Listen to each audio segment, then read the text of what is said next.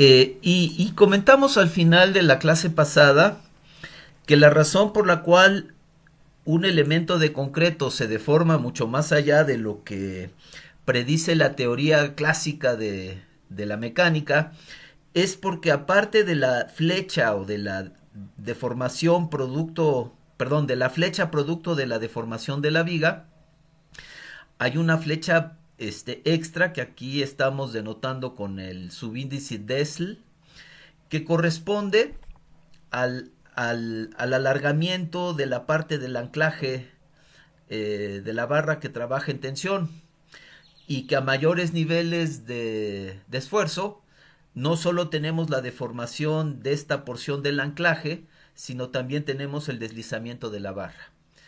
Debido a esos dos efectos, digamos que la sección transversal de la barra que estaba aquí al paño del soporte sale y entonces este desplazamiento dp produce una curvatura extra que produce un desplazamiento que puede ser del orden del desplazamiento que estimamos con la teoría clásica de la flexión. También habíamos dicho que el deslizamiento de la barra produce un adelgazamiento de los ciclos histeréticos muy similar al que se produce cuando un elemento está degradando su comportamiento en corte. Y digamos que la razón es similar, que una porción, una parte del elemento desliza y hasta que esa parte que desliza no entra en contacto con una parte sólida, digamos, entonces no se puede recuperar la capacidad de carga del elemento. En este caso lo que estaría deslizando es la barra del refuerzo longitudinal en tensión y hasta que las corrugaciones de esa barra no entren en contacto con concreto no aplastado, no se puede recuperar esta capacidad de carga. Y entonces eso se nota pues en la zona de recarga. En la zona de recarga el elemento exhibe muy baja rigidez y muy baja resistencia. Bueno, estábamos en eso y entonces decíamos que cuando nosotros calculemos la capacidad de deformación de un elemento de concreto, pues tenemos que tomar en cuenta este efecto que vamos a llamar en términos generales un efecto de deslizamiento. Ahora, estábamos calculando, si se acuerdan, la capacidad de deformación del elemento de concreto a su primer agrietamiento. Vamos a llevarlo ahora sí hasta su capacidad última de deformación, digamos hasta su falla. Y veamos qué tanto se puede desplazar, qué tanta flecha puede acomodar mi viga de concreto en la condición en que alcanzamos su capacidad última. Entonces, acuérdense, aquí les pongo esta forma idealizada del diagrama momento-curvatura. Dijimos que el diagrama de momento-curvatura, pues en realidad lo idealizaríamos con un modelo multilínea. Y aquí tenemos, si se acuerdan, dijimos que este punto de curvatura última es en el punto donde la pieza alcanza su resistencia máxima. Entonces, pues vamos a llevar a la pieza hasta su resistencia máxima, hasta la deformación que consideramos la última. Y cuando el momento, digamos, en la viga llegue a este nivel, pues vamos a decir que la viga alcanzó ya su falla. Noten que, dado que el diagrama de momentos es lineal, es triangular, ¿no? Y el momento se maximiza en el apoyo empotrado, entonces la condición de falla se daría cuando el momento aquí en el empotramiento alcanzara el momento último. Noten cómo el momento último pues es mayor que el momento de fluencia, que a su vez es mucho mayor que el momento de agrietamiento. Entonces, en algún punto, si se va incrementando el momento desde cero en el extremo hasta el momento último en el empotramiento, en alguna sección transversal de la viga se alcanza el momento de agrietamiento. ¿Qué quiere decir? Que de este punto a la izquierda la viga está agrietada, de este punto a la derecha no está agrietada. ¿Por qué de esta sección transversal a la derecha la viga no está agrietada? Porque noten que en toda esta porción el momento es menor que el momento de agrietamiento. Aquí la viga está agrietada, pero todavía noten que no alcanza su momento de fluencia. Está agrietada, pero el acero longitudinal en esta zona está elástico. Aquí ya se alcanza el momento de fluencia y entonces quiere decir que a partir de aquí hacia el apoyo ha fluido el acero longitudinal de la viga. Bueno, noten en este diagrama momento-curvatura que tenemos tres rigideces en flexión.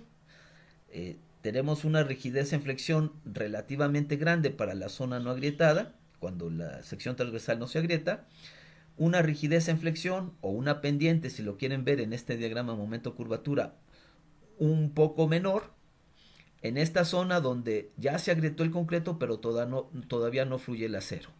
Y luego una zona que tiene muy baja rigidez en flexión, en donde ya fluyó el acero longitudinal. Si se acuerdan, la curvatura es el momento entre la rigidez en flexión, entre E y I. Y entonces, pues aquí vamos a tener tres zonas de curvatura, ¿no? Aquí la curvatura va a ser relativamente menor, pues porque tenemos una mayor rigidez en flexión. Entonces, cuando yo divido el momento entre E y I, pues aquí yo tengo una curvatura muy pequeña. Aquí la curvatura se incrementa más rápidamente, pues porque tengo una rigidez en flexión algo menor. Y aquí yo tengo un incremento muy grande de curvatura, pues porque la rigidez en flexión en esta zona es muy chiquita. Bueno, pues si yo quisiera sacar la flecha que le corresponde a este diagrama de curvatura, pues acuérdense que yo tendría que integrar dos veces la curvatura para sacar la flecha. Aquí vamos a usar el teorema área-momento, que quizás no expliqué muy bien la clase pasada, pero ¿cómo se usa el teorema área-momento para sacar una flecha?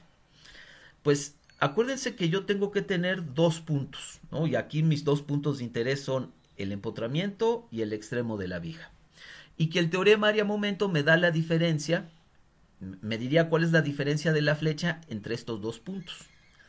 Pero aquí, como el desplazamiento es cero, pues la diferencia de la flecha entre estos dos puntos pues es la flecha en el extremo. ¿Y cómo funciona el teorema área-momento?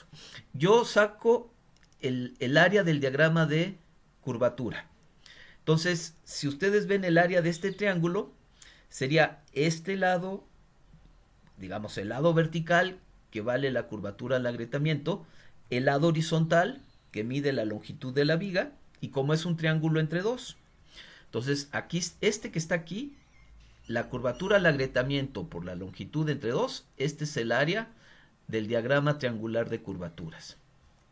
Y si se acuerdan, para sacar la flecha, yo tenía que sacar la distancia del centroide de este diagrama de curvatura al punto donde yo quiero sacar la flecha. En este caso, el centroide de este diagrama de curvatura pues está a 2/3 de esta longitud. Acuérdense que esta longitud pues es L, y entonces el centroide de este diagrama de curvatura está a 2L/3 con respecto a este punto donde estoy sacando la flecha. Y entonces aquí está, digamos, la distancia del centroide del diagrama de curvatura al punto en el que estoy sacando la flecha. Noten que este 2 se me cancela con este, aquí hay dos L's, y entonces así es como usé el diagrama, el teorema área-momento para sacar la flecha. Entonces ese pues seguramente ya lo han visto en algún otro curso, y acá lo estamos nada más recordando. Entonces pues yo tendría que aplicar este teorema área-momento para sacar la flecha aquí al extremo. Pero antes de hacer eso, vayamos entendiendo algunas cosas. En los elementos de concreto muchas veces no se dañan ni en flexión ni se dañan en corte. A veces, en muchísimos casos, los elementos de concreto desarrollan un patrón de grietas en el que se ve que influye tanto el daño por flexión como el daño en corte. Si ustedes se acuerdan, cuando algo se daña en corte, pues sobre todo un elemento esbelto, se forman grietas a 45 grados. Y entonces si por ejemplo aquí en el empotramiento, este EMP es el empotramiento, ¿no? Si yo quisiera sacar, digamos que me tomara una de estas grietas y la continuara hasta el punto O, ¿no? Y entonces sacara un diagrama de cuerpo libre de esta porción de la viga. Noten que estaría trabajando, el punto O estaría aquí en el empotramiento. Y que yo tomaría el cuerpo yo aislaría una porción de la viga, tomando como referencia esta grieta. Y entonces, pues aquí imagínense que esta es mi grieta, que yo la continúe hasta el punto O, y que este sea mi diagrama de cuerpo libre. Pues como yo corté los estribos y los estribos están en tensión, pues estas fuerzas están representando la tensión de los estribos. También corté esta barra del refuerzo longitudinal y pues esta tiene tensión y aquí está denotada la tensión de este refuerzo como TS. También yo sé que en la zona de compresión de la viga, pues yo tengo una resultante a compresión y como también este corte también corta la parte de compresión de la viga, pues aquí tendría una compresión. Ahora, lo que yo tengo que ver y lo que es interesante de este cuerpo libre es que aquí con respecto al empotramiento, no sé si ven que la fuerza de los estribos produce en un momento. O sea, el momento en el empotramiento no solo es producto de la flexión. Noten aquí cómo pues este sería el momento actuante en mi cuerpo libre. Entonces, pues este momento de empotramiento tendría que equilibrarse con la capacidad o con el momento que está desarrollando la viga. Pero noten cómo las fuerzas en los estribos también producen momento con respecto al empotramiento. Entonces, curiosamente, hay una interacción entre la flexión y el cortante que están resistiendo los estribos para desarrollar el momento total en la viga. Y entonces dice acá que en presencia del agrietamiento diagonal, el cortante que toman los estribos produce el momento flexionante e incrementan el esfuerzo en tensión. O sea, curiosamente este esfuerzo que está aquí no solo depende del momento que está actuando en la sección transversal, sino también dependen del cortante que está desarrollando el elemento de concreto. Entonces, como consecuencia, se incrementa la curvatura. Si esta tensión se incrementa, pues la curvatura en el elemento se incrementa. Y si se incrementa la curvatura, se incrementa la flecha. Y entonces lo que les estoy tratando de decir, curiosamente, es que cuando se forman estas grietas diagonales, lo que diríamos que fuera deformación en flexión, en realidad no se está produciendo solamente por flexión, sino también se está produciendo por el cortante o por la fuerza que desarrollan los estribos. Lo que produce eso es que si yo siguiera con cuánto vale esta tensión en el refuerzo longitudinal en tensión a lo largo del elemento, pues yo esperaría que esa tensión siguiera un diagrama lineal. ¿Por qué un diagrama lineal? Pues porque el momento se está incrementando linealmente desde el extremo al empotramiento. Y yo sé que esta tensión pues es función del momento actuante en la sección transversal. Entonces, teóricamente, esta tensión debería incrementarse linealmente. Pero si yo hago una serie de cálculos o sencillamente mido la tensión experimentalmente, voy a ver que esta tensión, sobre todo hacia el apoyo, es mucho más grande de lo que sugiere este incremento lineal. Y este incremento lineal pues sería lo que teóricamente me diría la teoría de la flexión. Y la realidad me está diciendo que no, que esta tensión es más grande, o en otras palabras, hacia el apoyo, la curvatura total es más grande que la que yo calcularía con la teoría de la flexión. Si quisiesen, digamos, ahondar en esta discusión, de hecho yo esta figura la saqué del libro de Park y Poli. Acuérdense que cuando empezamos yo les sugerí que esta era una muy buena lectura. Entonces, estas son las figuras originales del libro de Park y Poli. No sé si ven aquí cómo ellos pintan sus grietas, y todas estas grietas van convergiendo a este punto O. Eso no sucede, pero es un buen modelo para que nosotros entendamos, ¿no? Sacando un diagrama de cuerpo libre, ¿no? Yo me tomo una grieta y saco el diagrama de cuerpo libre. Noten, aquí está la resultante de la fuerza de los estribos, aquí está esta tensión, ¿no? Que yo presumiría que esta tensión solo se debe al momento actuante en el miembro estructural. Pero claramente, debido a la presencia de esta fuerza y de que esta fuerza produce momento con respecto a cualquier sección transversal del elemento, esta tensión no solo depende del momento, sino también depende del cortante actuante en la pieza. Y entonces aquí está la figura del libro de Park y Poli, donde nos sugieren con esta línea recta que así debería incrementarse la tensión en el refuerzo longitudinal teóricamente, pero que a la mera hora no, que cerca del apoyo la tensión esta pues es mucho más grande de lo que sugeriría la teoría de la flexión, y es más grande por efecto del cortante. Y si esta tensión es más grande, la curvatura aquí cerca del apoyo es más grande, y si la curvatura es más grande, la flecha es más grande.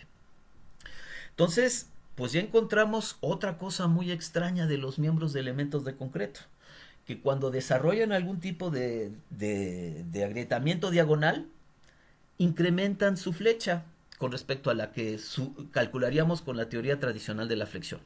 Esto ya lo habíamos discutido, ¿no? Esto que ya hablamos del deslizamiento, ya habíamos identificado esta flecha extra también. Nada más que, pues ahora que la carga P se ha incrementado, este desplazamiento pues es mucho más grande que el que habíamos considerado al primer agrietamiento.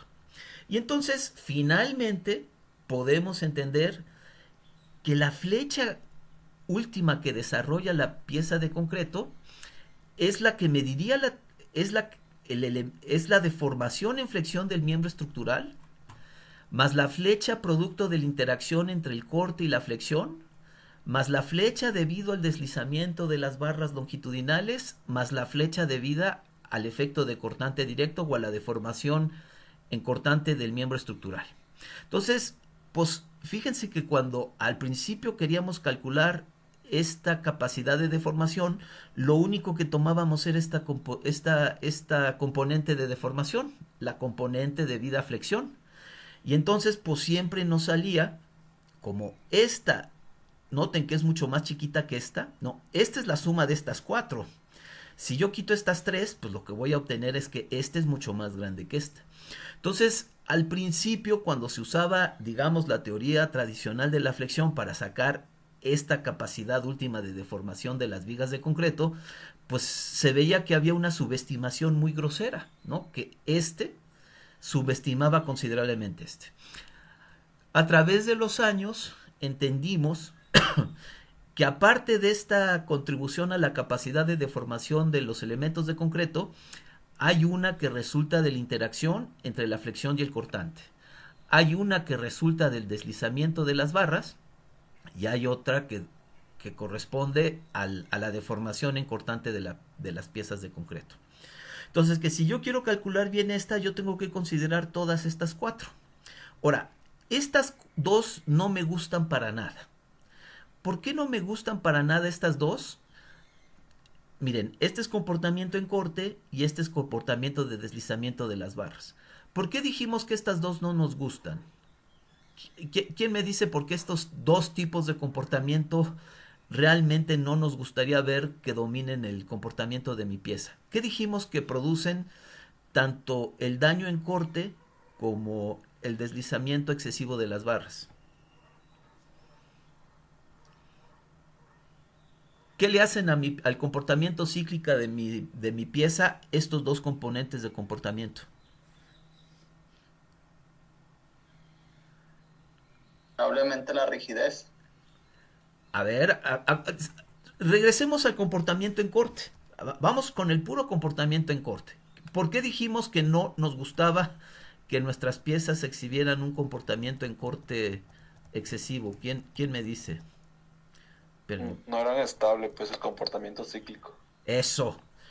Esto no es aceptable, ¿están de acuerdo? Y dijimos que esto no nos iba a hacer ¿Y qué estamos diciendo de un deslizamiento excesivo de las barras? Que tiene exactamente estas características. Entonces, como diseñadores, pues el detallado que le vamos a poner a nuestro sistema estructural o a nuestro elemento de concreto es minimizar esa degradación. Entonces, ¿qué quiere decir?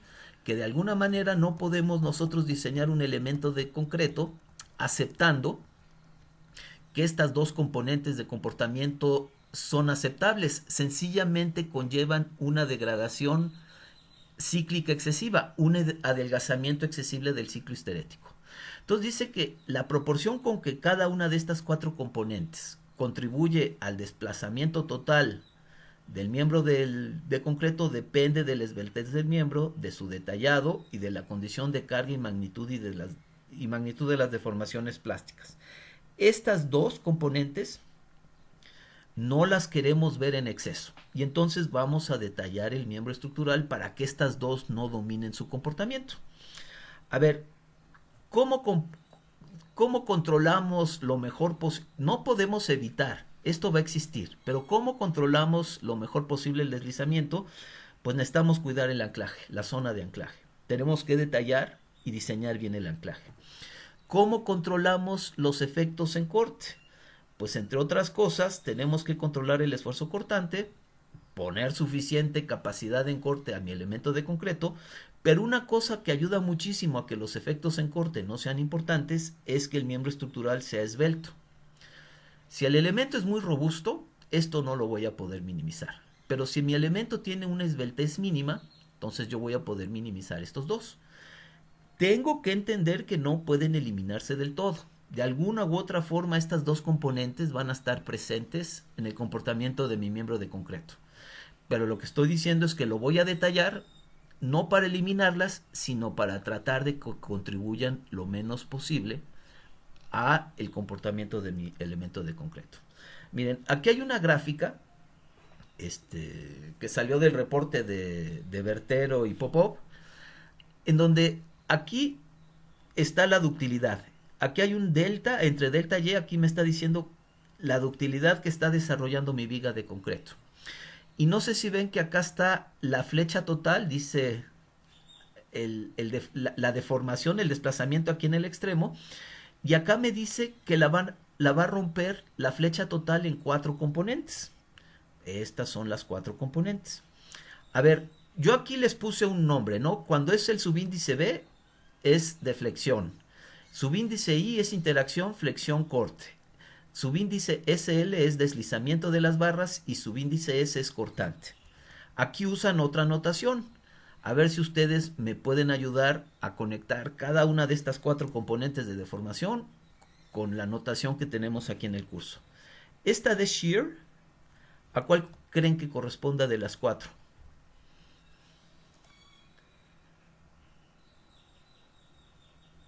¿A la última? Pues a la última, ¿no? Esta es la que dijimos que es la componente en corte, ok. Luego vamos a este de fixed end es un efecto que se da en el empotramiento. ¿Cuál de estas 4 será? ¿Cuál de estos efectos es muy claro que se da en el empotramiento? El deslizamiento de las barras. Es el deslizamiento de las barras.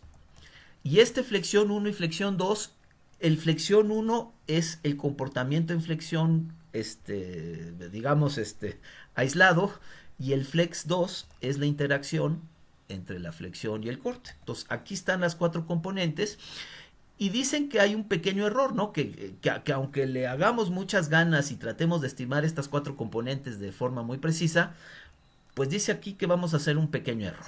Entonces, pero básicamente, pues la suma de estas 4 deberían dar la flecha total.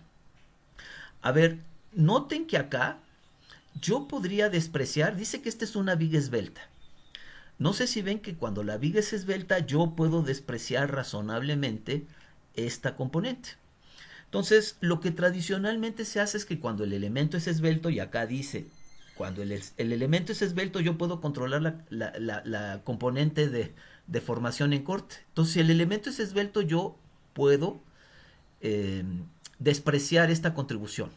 Y no sé si ven que si desprecio esta contribución, la suma de estos 3 va a ser menor que la capacidad del miembro. O sea, sería razonablemente conservador estimar la capacidad de deformación del miembro sumando estas 3. Esta cuarta la desprecio, pero el despreciarla sería conservador, ¿no? Si yo calculo la capacidad de deformación del miembro a partir de estas 3, estaría haciendo una estimación razonablemente conservadora de la capacidad de deformación real. Entonces, normalmente lo que vamos a hacer para calcular, para simplificar este procedimiento es, si la viga es esbelta, vamos a despreciar esta componente. Ahora, lo que quiero que quede claro es que esta componente de corte no siempre es despreciable, y mucho menos en una viga robusta. No sé si ven que en una viga robusta, cuando la deformamos, o la ductilidad que demandamos de la viga robusta anda del orden de 3 o 4, pues no sé si ven que esta componente no es despreciable, ¿no? Esta componente pues es una parte importante de la capacidad de deformación de la pieza. Así se ve una pieza deformada en corte. Pero no estamos hablando de estas vigas robustas. Lo que nosotros queremos es un elemento que tenga comportamiento estable. Y entonces lo que vamos a discutir en adelante es cómo se saca la capacidad de deformación de un elemento de concreto relativamente esbelto donde sea razonable despreciar esta componente en corte. Entonces, si el elemento es relativamente esbelto, la capacidad de deformación o la flecha última en el extremo de la viga la podemos idealizar como la suma de estas tres. Y entonces por muchos años se trató de hacer esto de una forma muy correcta, ¿no? Se trataba de sacar el diagrama de curvatura en flexión, luego se trataba de incrementar el área del diagrama de curvatura para tomar en cuenta la interacción con el corte, y de alguna manera se trataba también de tomar en cuenta la flecha debida al deslizamiento. Y se integraba 2 veces, ¿no? Ya saben que si yo integro 2 veces el diagrama de curvatura, obtengo esta flecha. Lo que se dieron cuenta los investigadores que empezaron a trabajar con esta propuesta es que esto era muy complejo. Y entonces que había que tomar estas dos componentes, pero que había que desarrollar un modelo mucho más sencillo que plantear, digamos, lo más realistamente posible el diagrama momento-curvatura a lo largo del miembro de concreto e integrarlo 2 veces. Y entonces así fue como surgió el concepto de articulación plástica. Y el concepto de articulación plástica trata de tomar en cuenta estos dos efectos, pero de una forma mucho más sencilla. Y entonces, acuérdense que para llevar la viga a su falla, tenemos que poner una carga suficientemente grande aquí como para alcanzar el momento último aquí en el empotramiento. ¿Se acuerdan que este diagrama de interacción es trilineal, ¿no? Que aquí hay un punto. Si yo veo cuando hice el planteamiento inicial, dijimos que el diagrama de momento curvatura es trilineal. Pero entonces, en esta simplificación nos vamos a comer el punto de agrietamiento. Vamos a decir que toda la viga, como que toda la viga, todo a lo largo de la viga está agrietada. Y entonces, si toda la viga está agrietada, pues yo nada más tengo que usar una inercia agrietada. Noten que en la vida real, ¿no? que si yo trato de ser más realista, digámoslo así, una porción de la viga no está agrietada, porque hay una porción de la viga en que el momento que actúa en esa porción de la viga no rebasa el de agrietamiento. Entonces, pues yo esperaría que en el extremo de la viga, como los momentos son pequeñitos, la viga, las secciones transversales ahí no estén agrietadas. Pero yo voy a decir que para simplificarme la vida, yo voy a considerar como si toda la viga estuviera agrietada. Luego platicamos cómo se calcula el momento de inercia en esta sección agrietada. Pero básicamente entonces lo que estoy diciendo es que el diagrama momento-curvatura, en lugar de ser trilineal, lo voy a idealizar como si fuese bilineal. Ahora entonces ya no me interesa la zona en donde la viga alcanza su momento de agrietamiento. Antes me interesaba para establecer qué porción de la viga estaba agrietada y qué porción no. Pero si yo estoy considerando que toda la viga está agrietada, pues ya no me interesa digamos, la ubicación de la sección transversal donde la viga alcanza su momento de agrietamiento. Solo me interesa la sección transversal donde la viga alcanza su momento de fluencia.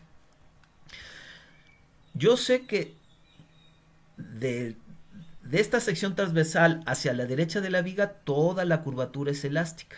Y yo sé que de la sección transversal hacia el empotramiento toda la curvatura es no lineal. Pero sencillamente, en lugar de usar la idealización, digamos, más apegada a la realidad del diagrama momento-curvatura, yo toda la curvatura no lineal, y noten que toda la curvatura no lineal se da del punto donde la viga alcanza el momento plástico hacia el empotramiento. Yo voy a decir que yo le voy a llamar esa una longitud plástica, ¿Por qué? Porque es donde se desarrolla la viga, su comportamiento plástica. Y aunque este diagrama de curvatura no es rectangular, yo voy a decir que todo el diagrama de comportamiento no lineal va a ser un rectángulo. A ver, lo que estamos diciendo es que en lugar de trabajar con un diagrama momento-curvatura realista, yo voy a trabajar con un diagrama momento-curvatura que lo puedo idealizar como una parte elástica triangular y una parte plástica rectangular. Noten que la parte elástica pues tiene como límite la curvatura de fluencia, ¿no? Si yo rebaso esta curvatura de fluencia ya tengo comportamiento plástico. Entonces, la parte de este diagrama triangular de curvaturas, yo lo voy a acotar hasta la curvatura de fluencia. Y entonces yo me puedo asegurar que todo este diagrama es elástico. Y luego a partir de ahí voy a considerar para el comportamiento plástico un rectángulo. ¿Por qué? Pues porque integrar un rectángulo, acuérdense que la rotación resulta de integrar la curvatura. Si yo tengo un rectángulo, yo puedo integrar muy rápido la curvatura. Y la altura de este diagrama de comportamiento de curvatura plástica va a ser la curvatura última menos la curvatura de fluencia. Noten que la curvatura última es la más grande que puede haber. No puede haber más curvatura más grande que la última porque mi diagrama de momento curvatura solo llega hasta este valor. Entonces yo le asigno el valor máximo y noten que lo que estoy diciendo aquí es que todas las secciones transversales en esta zona han desarrollado una curvatura última menos la curvatura de fluencia. O sea, todas las secciones transversales en esta longitud de articulación plástica desarrollaron el comportamiento no lineal que las hace fallar. O sea, yo estaría diciendo que todas las secciones transversales aquí fallan simultáneamente. Eso no es cierto. Pues yo sé que la sección transversal que va a fallar, pues es la que está hasta el extremo. Pero aunque no sea cierto, yo voy a considerar que esto es razonable. Ahora, noten qué interesante, porque tengo una figura geométrica muy simple para sacar la flecha elástica y tengo una figura geométrica muy simple para sacar la flecha plástica. Toda esta curvatura está asociada a la barra. ¿Se acuerdan que en el modelo que estamos trabajando de plasticidad concentrada, toda la deformación elástica está concentrada en la barra? ¿Qué quiere decir? Que este diagrama de curvatura elástica le corresponde a la barra. Y que el programa va a trabajar con este diagrama de curvatura elástica pues de forma convencional. No tengo que hacer nada. El programa de análisis ya está programado para tomar en cuenta este diagrama de curvatura elástica para las barras. Entonces, mientras yo haga esto, yo puedo usar un programa de análisis elástico. Entonces, lo único que tendría que hacer es modificar mi programa de análisis para que tome en cuenta esta curvatura plástica. Y entonces, ¿cómo vamos a calibrar este modelo? Pues vamos a usar el teorema área-momento. ¿Se acuerdan cómo es el teorema área-momento? Yo saco el área del diagrama de curvaturas y luego saco la distancia del centroide de este diagrama al punto donde yo quiero calcular la flecha. Y entonces dijimos que en la parte elástica, esta parte ya la comentamos, el desplazamiento elástico sería así. Ahora, ¿cómo sería el desplazamiento plástico debido a este diagrama idealizado de curvatura plástica? Pues tendría que sacar el área de este rectángulo. ¿Cuál es el área de este rectángulo? ¿Quién me dice?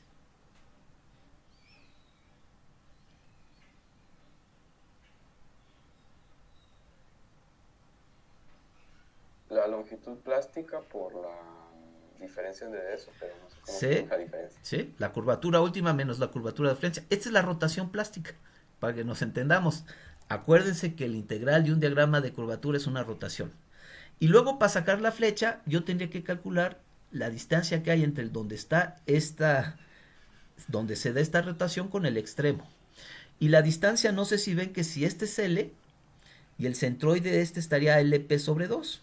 Y entonces la distancia sería L menos 0.5 de LP. Pues esta es la flecha elástica y esta es la flecha plástica. Esta me la captura en mi modelo de plasticidad concentrada. Esto lo captura la deformación elástica de la barra. En mi modelo de plasticidad concentrada yo le tengo que añadir esta. Esta es la rotación plástica. Este es todo lo que puede rotar la articulación plástica en el extremo del elemento antes de fallar. Y esta es la distancia. Esta rotación multiplicada por esta distancia es que me da la flecha. Entonces esta es la componente plástica. Acá acomodamos de manera empírica todas aquellas componentes de desplazamiento que son difíciles de manejar. ¿Se acuerdan que había que incluir estas dos? Pues ¿qué creen? Que estas dos, vamos a calibrar esta área de tal manera que cuando yo saque esta flecha, analíticamente corresponda a la real. ¿Y cómo le hacemos? Pues esto yo lo estoy midiendo experimentalmente. Y si este es mi modelo analítico, yo voy a calibrar mi modelo analítico para que la flecha que yo calcule con esta idealización corresponda a la que yo estoy midiendo experimentalmente. Y entonces a mí no me interesan los detalles de este modelo, lo único que quiero es que este cálculo me dé un desplazamiento último similar al que yo mido experimentalmente. Entonces noten que este es un modelo muy empírico. El objetivo no es explicar, el modelo no trata de explicar ningún efecto físico. Sencillamente aquí acomoda todos los efectos que medimos experimentalmente y esta expresión sencillamente se calibra para que mi modelo me dé los desplazamientos que yo mido experimentalmente. Entonces, cuando hablamos de que lo calibramos, ¿a qué nos referimos que lo calibramos? Bueno, pues este se mide experimentalmente. El phi-y y el phi-u yo los puedo calcular analíticamente. Entonces, estos yo los calculo analíticamente. Digamos que van a ser datos. La longitud de la viga es dato. Entonces, ¿cuál es el único valor que realmente tengo para jugar de tal manera que esta expresión me dé el valor medido experimentalmente? Pues si el phi-y ya lo tengo como dato, la longitud la tengo como dato y el phi último lo tengo como dato, pues lo único que queda para calibrar es la longitud de la articulación plástica. Y así es como se calibran las articulaciones plásticas. Se calibra el valor del LP de tal manera que esta expresión me dé valores pues, muy parecidos a los que yo mido experimentalmente. Y entonces si uso el valor correcto del LP, yo puedo decir que voy a estimar de manera razonable o que mi modelo analítico va a estimar de manera razonable la capacidad de deformación de mis elementos de concreto. Entonces, a ver, noten que hay muchos modelos. El modelo que estamos usando es un modelo de plasticidad concentrada. ¿Qué supone el modelo de plasticidad concentrada? Que en una longitud de comportamiento plástico, todas las secciones transversales que caen aquí en esta longitud de articulación plástica están fallando simultáneamente. ¿Es cierto? No, no es cierto. Porque pues solo, si esta viga fallara, pues solo fallara la sección transversal del extremo. Pero mi modelo supone que en esta longitud de articulación plástica todas las secciones transversales están fallando. Bajo esa consideración, yo establezco un valor de longitud de articulación plástica tal que la deformación plástica producto de esta zona más la deformación elástica producto de la deformación de la barra reproduzcan los desplazamientos que yo mido experimentalmente. Noten que hay muchos modelos. Nosotros en este curso estamos hablando de un modelo de plasticidad concentrada. El programa va a integrar la curvatura elástica de toda la barra y la va a concentrar como una rotación elástica en el extremo. El programa va a desarrollar o va a incluir una articulación plástica y la articulación plástica lo único que vamos a hacer es integrar una curvatura constante a lo largo de esta longitud de articulación plástica y la vamos a concentrar como una rotación plástica en el extremo. Y la rotación total en el extremo pues es la suma de la elástica más la plástica. Dice que en general entonces pues hay, para poder hacer posible esta aplicación, pues hay expertos que nos dicen cómo estimar esta curvatura última, hay expertos que nos sugieren cómo se calcula esta curvatura de fluencia y hay expertos que nos sugieren valores de longitud plástica. Noten que si yo tengo esos tres valores, pues ya puedo estimar este. Entonces, dentro de los expertos, los neozelandeses han trabajado mucho en esto del cálculo de la curvatura de fluencia y nos ofrecen pues, expresiones tan sencillas como esta. Por ejemplo, dice que si yo tengo un elemento de concreto o que tengo una columna de concreto con sección rectangular, este valor vale 2,1. Que si la columna es circular, este valor vale 2,4. Y 2 para muros con sección rectangular y 1,70 para vigas. Entonces, supongamos que yo lo que quiero es sacar la curvatura de fluencia de una viga. De una manera muy sencilla, pues 1,7. Este epsilon y, pues es el esfuerzo de fluencia del acero. Tomando las cuentas la sobreresistencia, yo dividiría el esfuerzo de fluencia del acero entre el módulo de elasticidad del acero. Y H es el peralte total de la pieza. Noten que entonces sería muy sencillito calcular la curvatura de fluencia para pues más o menos a mano tratar de estimar estos valores. Para sacar la curvatura última se requiere de un poquito más de refinamiento en los cálculos, y acuérdense que nuestra curvatura de fluencia según este curso está dado cuando se alcance el aplastamiento del concreto confinado, y entonces pues se calcula la capacidad de deformación del concreto, la deformación unitaria, el aplastamiento del concreto confinado, y con un cálculo así de sencillo se puede calcular esta curvatura. Hay expertos como el doctor Fardis, que es un experto europeo que ha trabajado mucho con sus asociados de investigación, publicando artículos, dándonos expresiones relativamente refinadas, pero pues, a su vez de refinadas, relativamente sencillas, para con los datos de la sección transversal poder calcular esta curvatura de fluencia y esta curvatura última.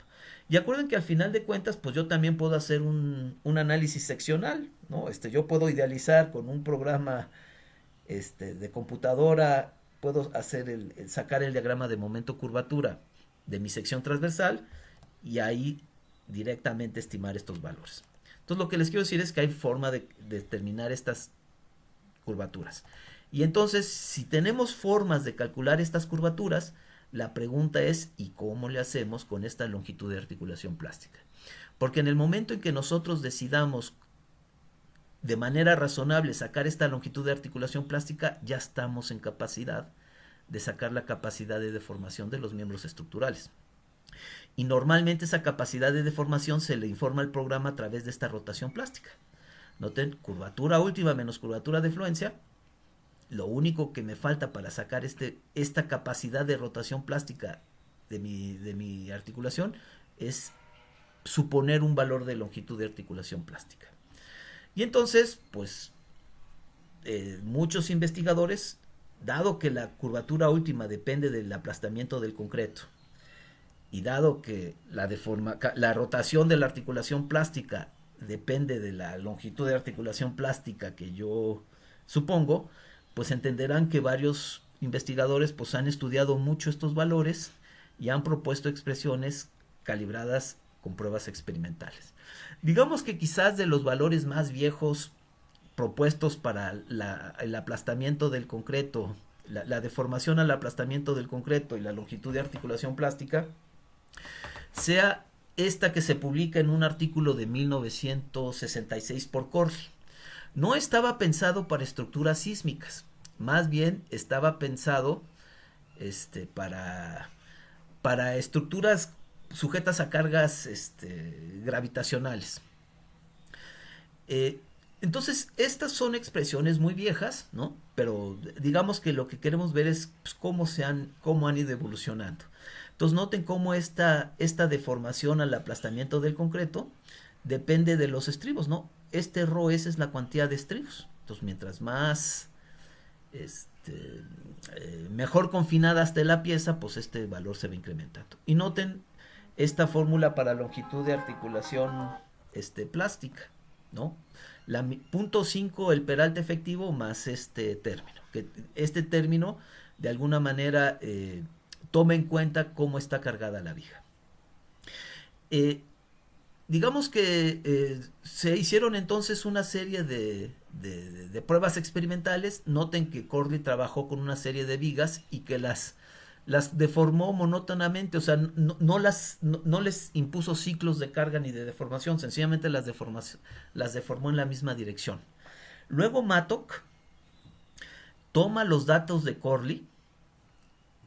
O sea, él no hizo experimentos nuevos, sencillamente leyó el artículo de Corley y dijo, mira, yo creo que estas expresiones casan mejor con los datos que tú tienes. Entonces, creo que estas expresiones son un poquito más sencillas y curiosamente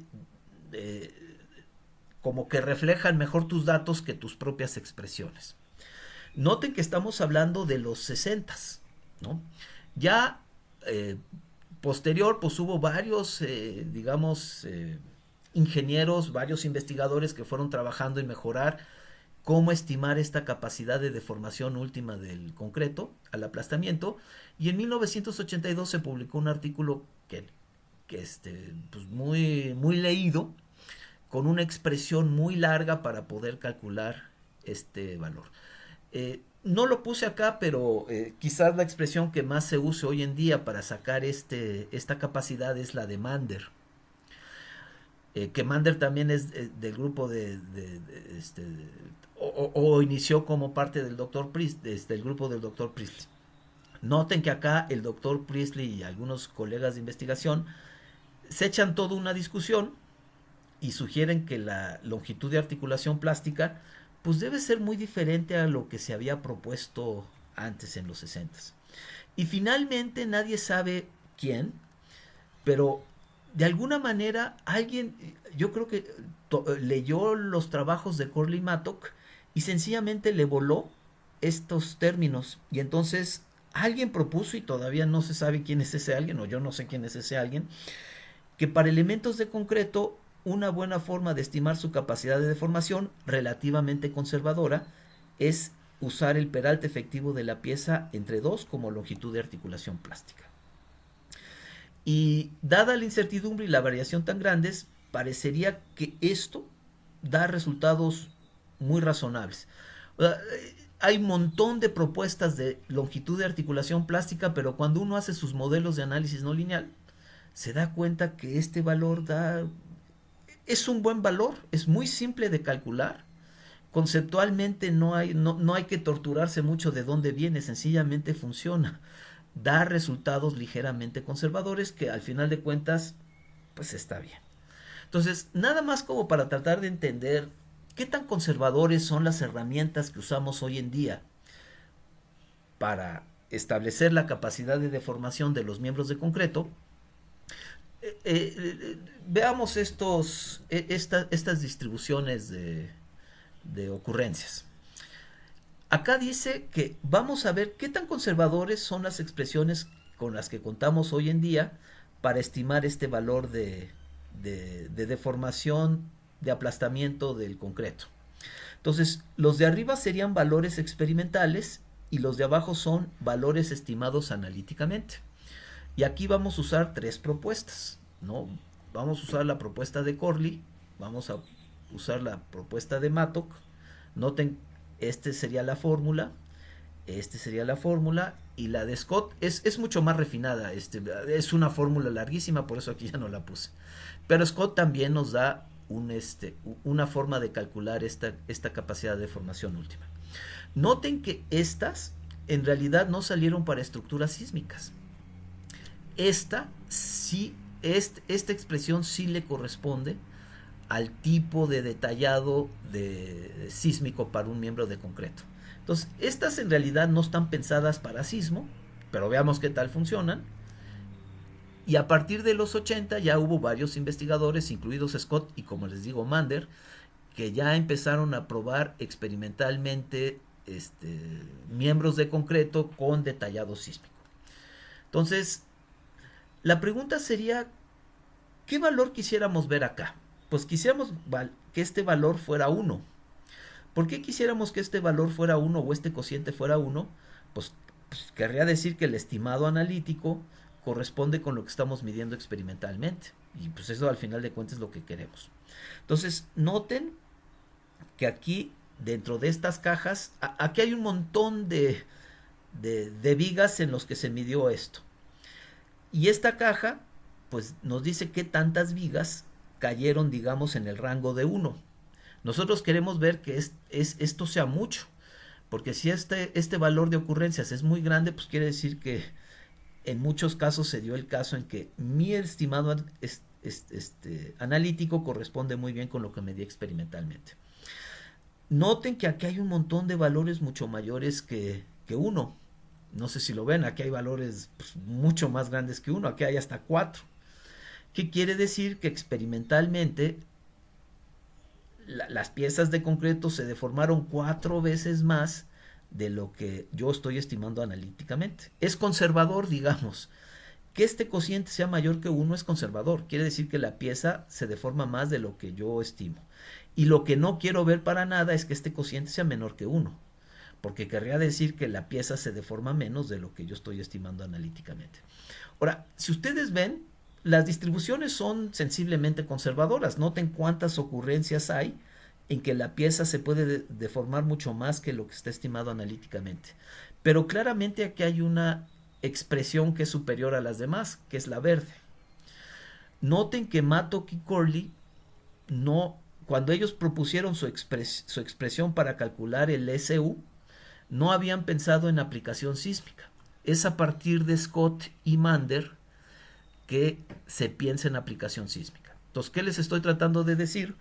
Que si algún día están buscando referencias para decidir, para poder estimar esto en algún estudio que estén haciendo o en alguna estructura que estén modelando con fines prácticos, pues que no usen expresiones anticuadas. Las expresiones anticuadas sacadas en los 60 son muy conservadoras, que tendrían que buscar expresiones de los 80 o después para que tengan una estimación razonable de este valor de esta capacidad de deformación del concreto.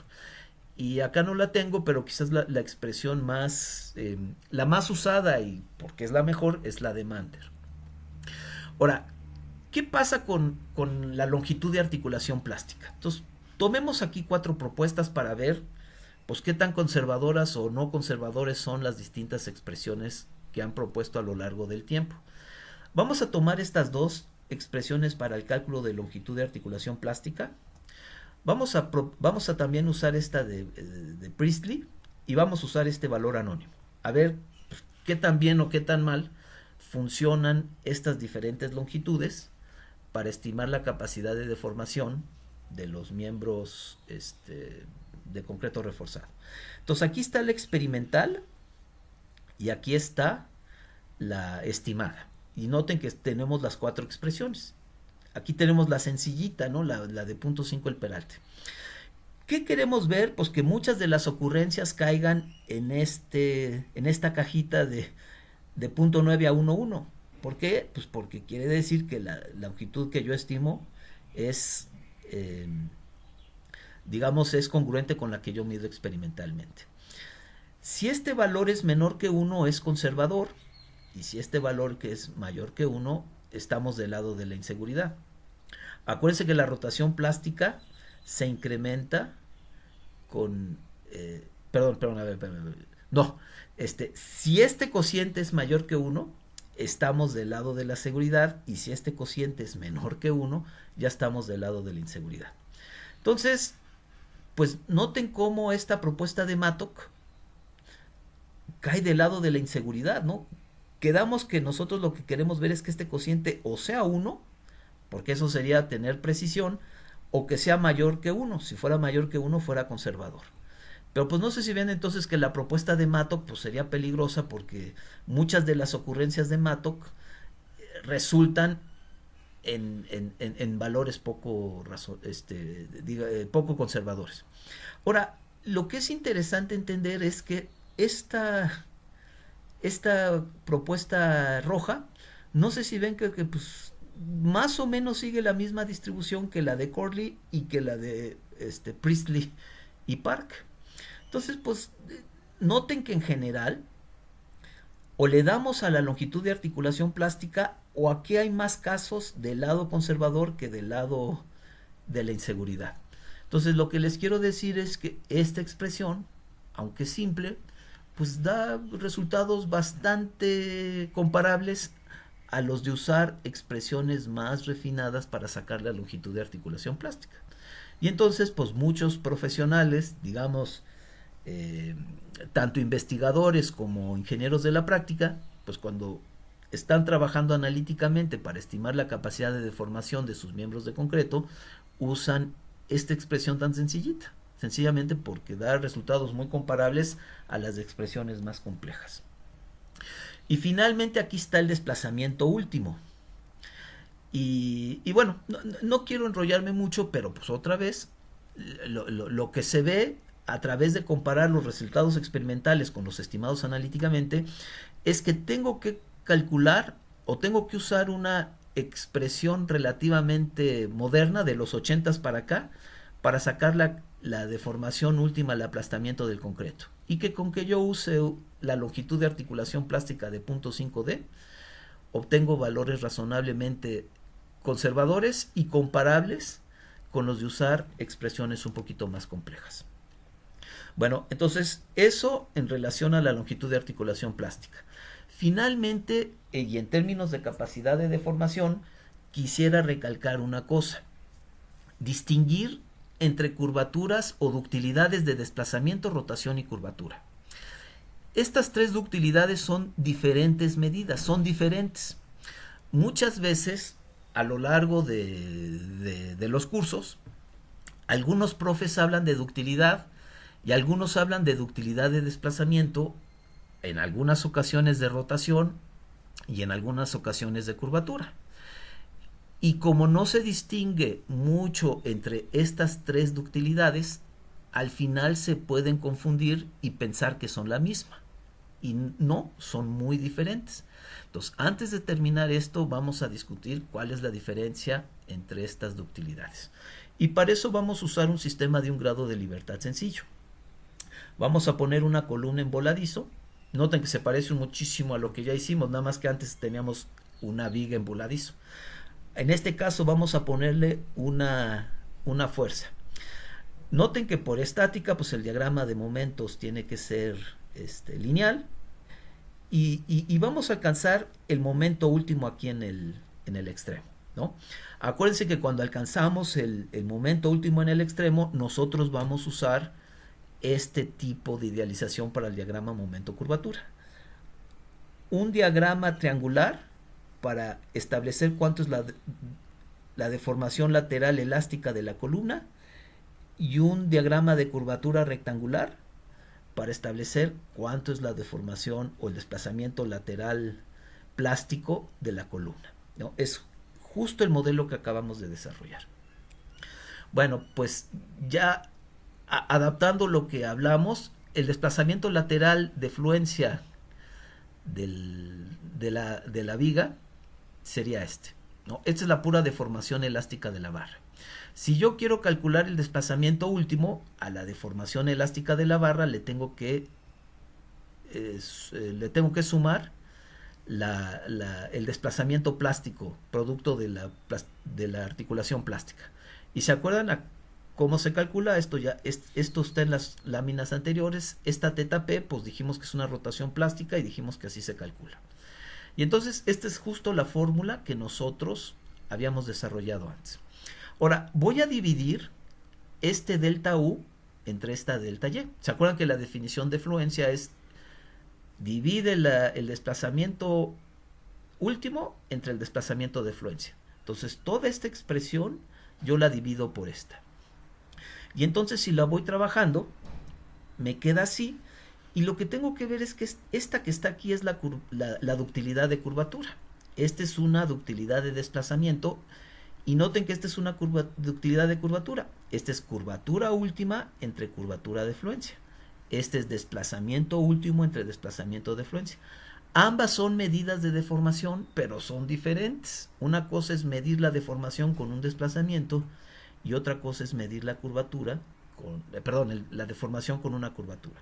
Entonces, claramente ya de esta expresión se nota claramente que esta ductilidad de desplazamiento no es igual a la ductilidad de curvatura.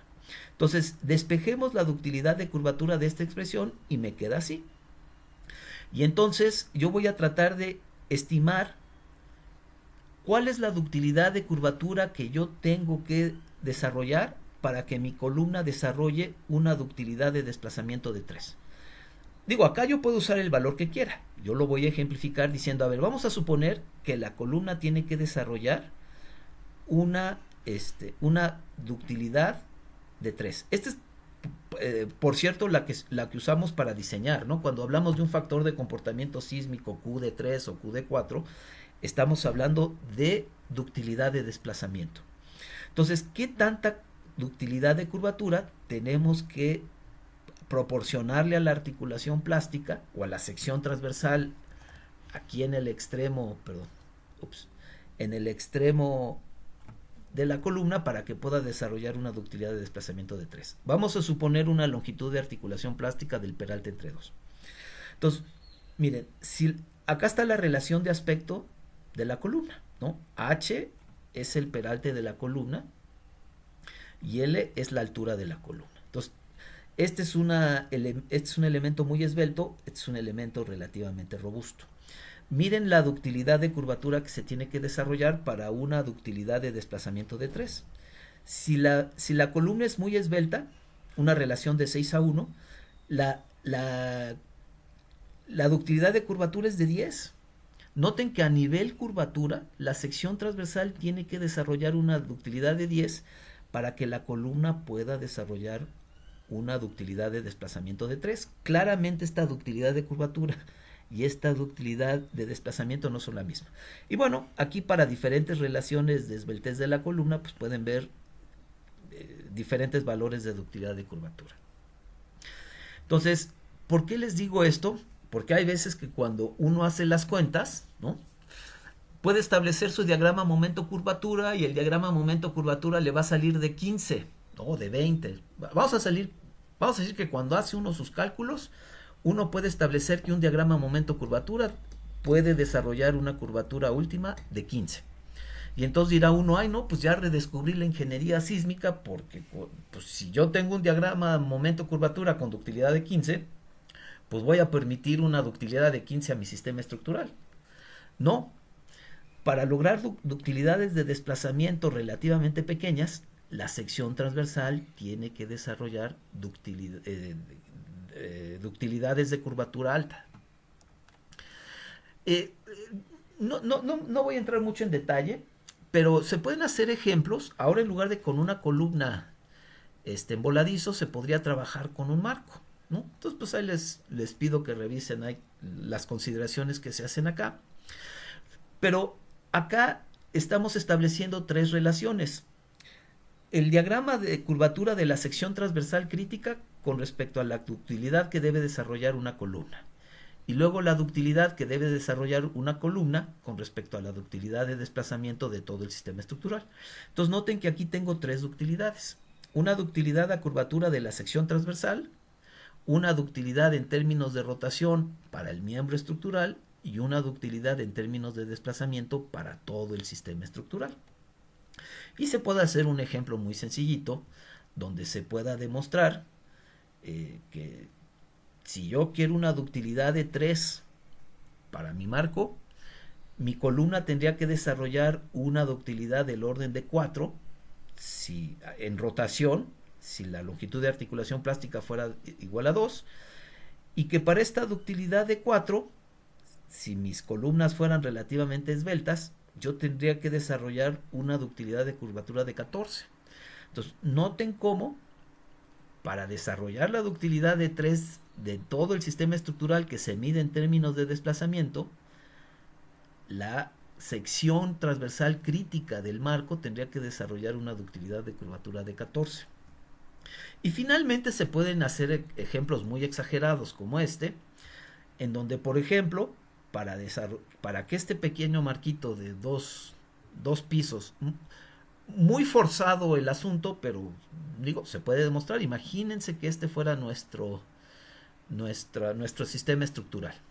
Para este sistema estructural, para desarrollar una ductilidad de desplazamiento de 3, la columna crítica tendría que desarrollar una ductilidad de 7 y la sección transversal crítica de la columna crítica tendría que desarrollar una ductilidad de curvatura de 22. Y ustedes dirán, bueno, ¿y por qué tanta diferencia entre la ductilidad de curvatura y la ductilidad de todo el sistema estructural? Y una explicación, pues muy sencillita, es que no sé si ven que el desplazamiento elástico de la columna, toda la longitud de la columna, no sé si ven que toda la longitud de la columna desarrolla comportamiento elástico. Y entonces todas las secciones transversales van contribuyendo al desplazamiento elástico. Pero no sé si ven que el comportamiento plástico no se reparte a lo largo de todo lo largo. Solo se reparte en una pequeña porción aquí en la parte inferior de la columna. Y entonces, ¿qué quiere decir? Que mientras todas las secciones transversales contribuyen al desplazamiento elástico, solo unas cuantas contribuyen al desplazamiento plástico. Y entonces, cuando se desarrolla el comportamiento plástico, pues estas que están desarrollando el comportamiento plástico tienen que compensar, desarrollan mucho más ductilidad porque tienen que compensar por todas las secciones transversales que no están desarrollando comportamiento plástico. Si todo el comportamiento plástico se repartiera a lo largo de la altura de la columna, entonces la ductilidad local sería igual a la ductilidad global. Pero aquí noten cómo estamos plásticamente castigando unas cuantas secciones transversales. Las curvaturas plásticas que no desarrollan toda la porción del miembro estructural que permanece elástica, las tienen que compensar estas secciones transversales. Y entonces la ductilidad de estas secciones transversales se incrementa mucho más rápido que la ductilidad del sistema. Y esa es la razón, y hay que ser muy cuidadosos.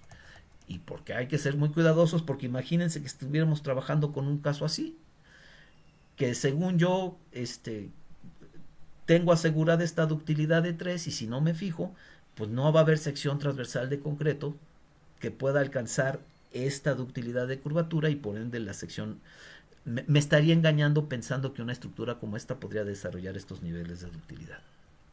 Bueno, vamos a resumir. Hemos hablado de muchas cosas, pero pues es muy importante que después de todo lo que dijimos pongamos o resaltemos lo que es más importante. Entonces, pues se aprendieron muchas cosas que bueno, pero si digamos fueron demasiados detalles y se perdieron en los detalles, lo que vamos a decir a continuación es lo que importa para este curso. Lo primero es que a nivel material nosotros medimos la capacidad de deformación de los diferentes materiales a través de deformaciones unitarias. Si estamos trabajando en flexión, estas deformaciones unitarias son en compresión o tensión, son axiales. Y pues de las propiedades que tenemos que revisar cuidadosamente de nuestros materiales estructurales es la deformación unitaria en la que se aplasta el concreto, la deformación de fluencia del acero longitudinal, de las barras longitudinales, la deformación unitaria a la cual se fracturan las barras y la deformación unitaria en las cuales se pandean las barras. Acuérdense que para el pandeo depende de cómo estamos detallando los estribos y de cuánto es el diámetro de la barra. Unas barras de diámetro pequeño se pandean muy fácil, si son más robustas no se van a pandear tan fácil. Ahora, ¿por qué son importantes estas propiedades a nivel material? Porque esas propiedades me definen la capacidad de deformación a nivel sección transversal. Esta curvatura de fluencia depende de la deformación unitaria de fluencia del acero en tensión. Entonces, si yo quiero establecer correctamente esta curvatura de fluencia, yo tengo que tener bien caracterizado este desplazamiento. Y esta curvatura última depende de 3 posibilidades: del aplastamiento del concreto, de la fractura del acero, del pandeo del acero longitudinal. Ya dijimos que si estuviésemos trabajando digamos, deformando la pieza en una sola dirección, no la estuviéramos ciclando, sino que estuviéramos deformando la pieza en una sola dirección, prácticamente todas las veces va a regir el aplastamiento del concreto, que es la fractura del acero y el pandeo del acero son producto de fenómenos físicos, cíclicos. Y entonces, como estoy tratando de establecer la capacidad de mi pieza nada más cuando la deformo en una dirección, en la gran mayoría de las veces solo me bastaría con caracterizar esta capacidad de deformación última. Mientras más grande se haga esta, mayor curvatura última voy a tener. ¿Y por qué quiero yo saber cuál es la curvatura de fluencia y la curvatura última? Porque estas las voy a convertir en la capacidad de rotación de mi articulación plástica. ¿Cómo? A la curvatura última le resto la curvatura de fluencia y la multiplico por una longitud de articulación plástica. Acuérdense que ha habido muchos esfuerzos para calibrar esto de tal manera que esta rotación plástica sea congruente con lo que yo mido experimentalmente. Este alfa, si la articulación plástica está en los extremos de los miembros estructurales, vale 1. Y como en el caso sísmico las articulaciones salen en los extremos de los miembros estructurales, pues esta alfa va a valer 1. ¿Y para qué le quiero? Esto sería para el caso de la deformación plástica, la capacidad de deformación de la articulación plástica. ¿Y para qué quiero saber esta curvatura de fluencia? Porque con esta curvatura de fluencia puedo establecer la deformación elástica de las barras. Y entonces, pues así es como paso de esta curvatura de fluencia y curvatura última a qué tanto se deforma la barra y qué tanto capacidad tiene mi articulación plástica para deformarse dentro del modelo de plasticidad concentrada. Y una vez que ya puedo establecer esto, pues ya puedo dar las propiedades de mis barras y mis propiedades de articulaciones plásticas, y la deformación lateral de la estructura, pues será, como dijimos, la suma de la deformación elástica de las barras más la suma de las deformaciones derivadas de las rotaciones plásticas de mis articulaciones. Entonces, pues este es el modelo que estamos trabajando, y noten cómo las propiedades de los materiales van, digamos, permeando los diferentes niveles de interacción hasta afectar el comportamiento último de la estructura.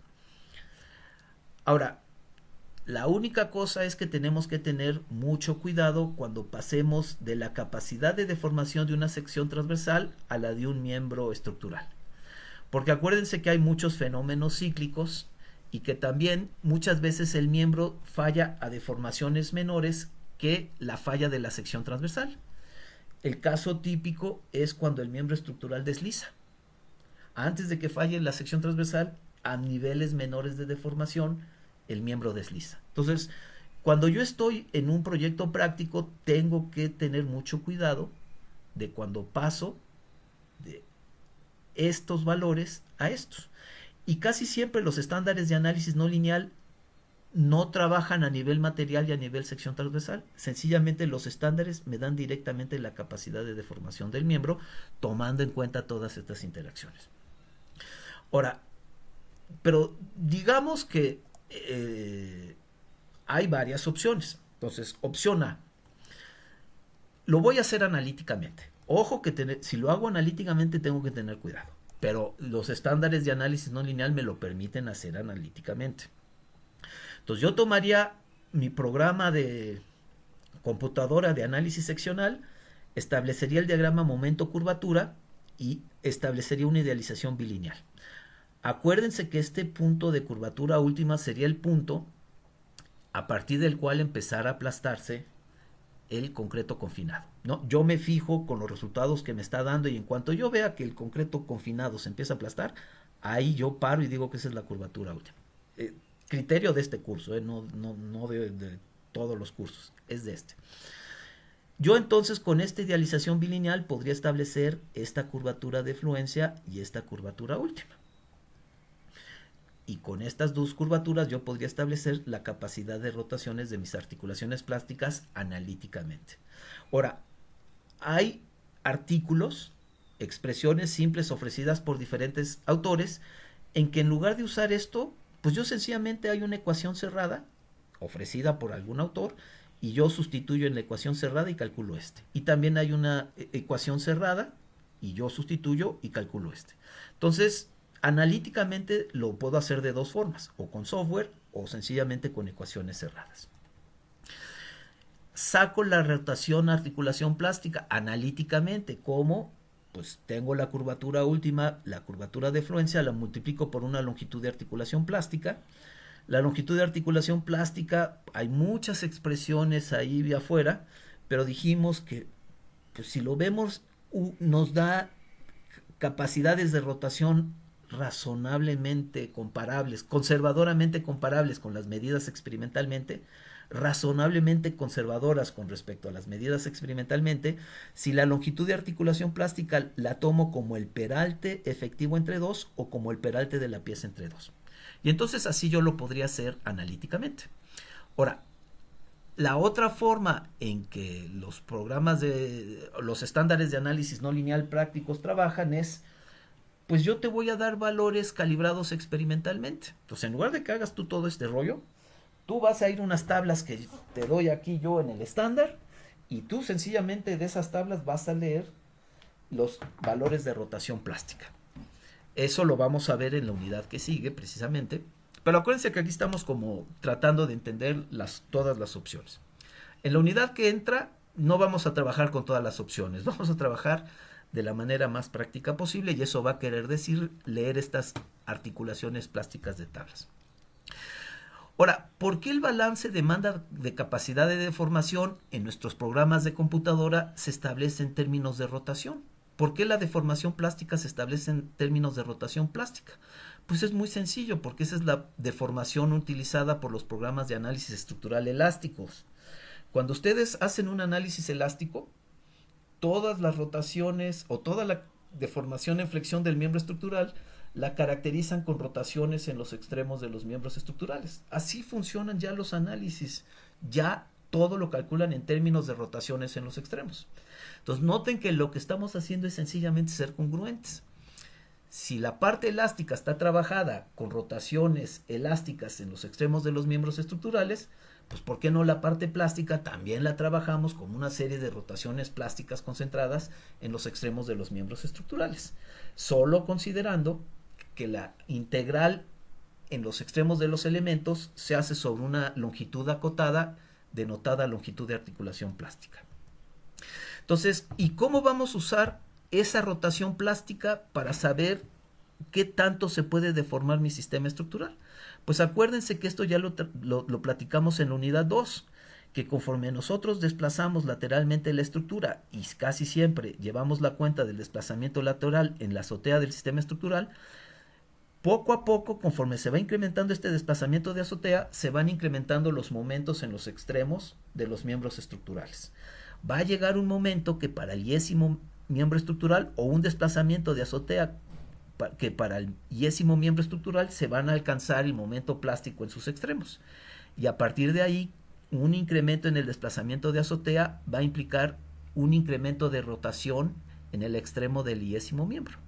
Y el valor de θp, que hemos discutido cómo calcular ahorita, me dice qué tanto puede girar el miembro estructural antes de alcanzar su falla. Y entonces, siguiendo la historia de los miembros estructurales, todos los miembros estructurales de mi sistema, yo puedo ir viendo cómo evoluciona el nivel de daño en los miembros estructurales, y según vayan alcanzando su capacidad última de deformación, yo puedo establecer la falla, o yo puedo sacar un desplazamiento de azotea asociado a la falla del sistema estructural. Ahora, es muy importante tener mucho cuidado cuando se considere establecer el valor de θp analíticamente. Estamos diciendo que es perfectamente factible, y les estoy diciendo que se pueden sacar estos valores y que estos valores se multiplican con una longitud de articulación plástica para sacar la capacidad de rotación del miembro estructural. Analíticamente es muy factible. Solo les digo que hay que tener este cuidado, ¿no? Porque hay veces que el miembro estructural falla antes que la sección transversal. Entonces, si yo saco la capacidad de deformación con la de la sección transversal, puedo estar sobreestimando la capacidad de deformación del miembro estructural. Y eso, pues, esto. Entonces, que es importante tener mucho cuidado cuando se considera establecer el valor de rotación plástica o de capacidad de rotación plástica analíticamente. Dice que normalmente los valores usados en los estándares prácticos de análisis no lineal derivan de interpretar cuidadosamente los valores obtenidos en estudios experimentales. Hay interacciones muy complejas y degradaciones que no se pueden modular en una computadora. Entonces, el valor estimado analíticamente lo debemos entender más bien como un elemento más de juicio. De haber opción, yo usaría siempre las rotaciones plásticas que están en las tablas de los estándares de análisis no lineales. Ustedes los pueden estimar analíticamente, pero tienen que ser muy cuidadosos, nada más para no sobreestimar la capacidad de deformación de los miembros estructurales. Y todas estas interacciones muy complejas y degradaciones, pues las podemos capturar en los estudios experimentales. Y si los valores que están en las tablas derivan de estudios experimentales, pues ya están tomadas en cuenta todas estas interacciones. Esto quizás está muy bien explicado en el comentario al inciso 1033 de la ASC 41.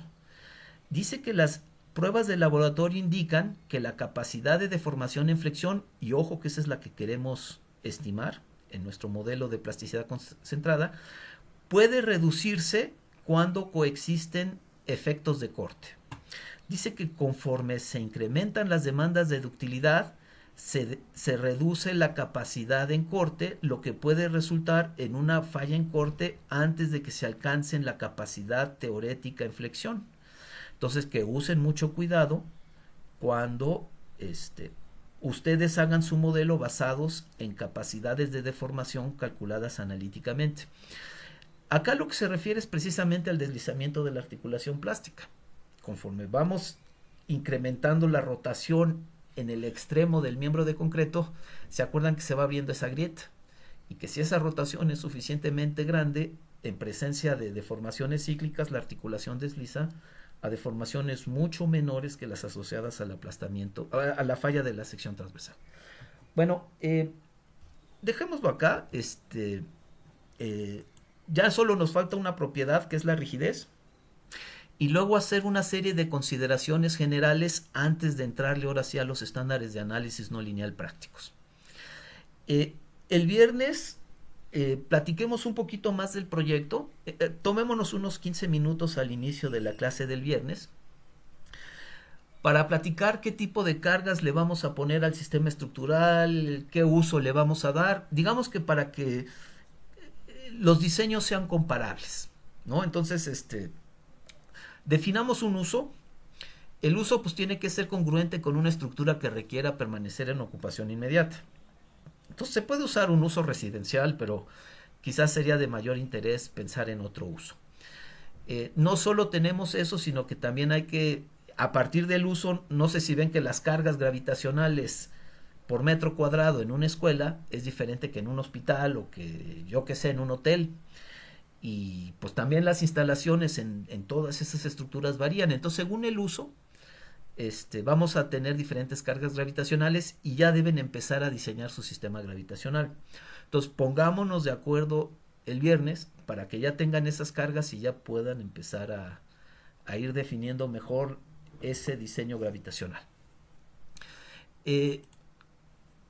¿Alguna duda de lo que platicamos hoy? ¿O algún comentario general del curso? Doctor, una pregunta nada más. Sí. Ese fenómeno de deslizamiento de barras, yo lo había leído con otro nombre, que era un artículo de concreto, era backbone o algo así, ¿es lo mismo? ¿Cómo era la palabra que usted leyó en el artículo?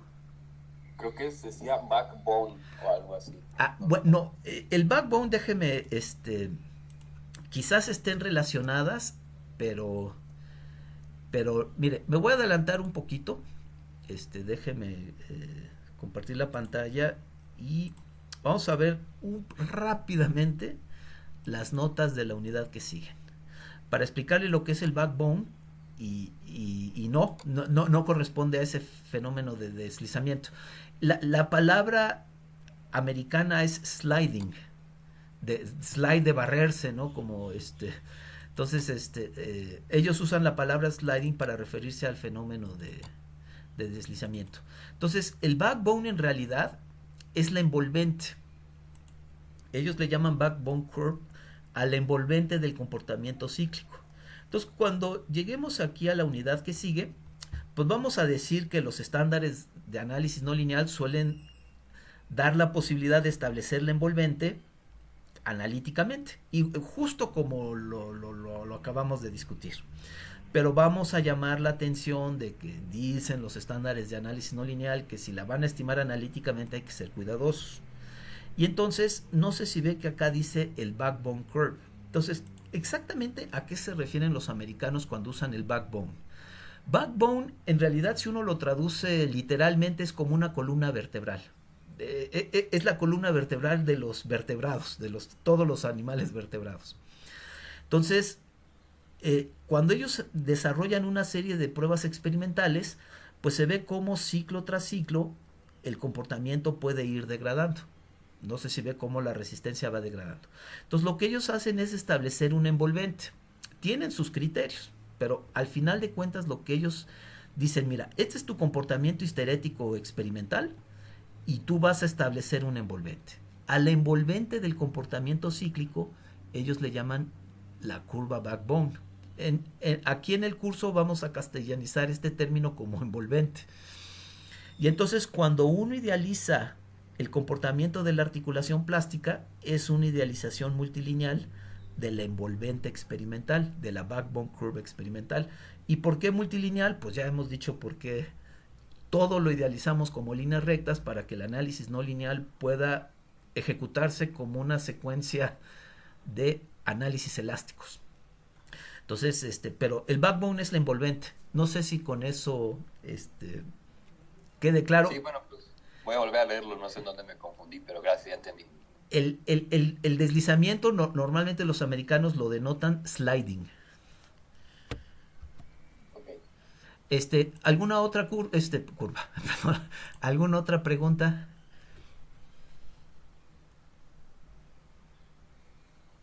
Bueno, los dejo y platicamos el viernes, como para delinear bien las condiciones del diseño gravitacional y para ya darle remate a esta unidad 3 y de tal manera que la siguiente semana ya podamos empezar con toda la parte práctica de la evaluación basada en desempeño.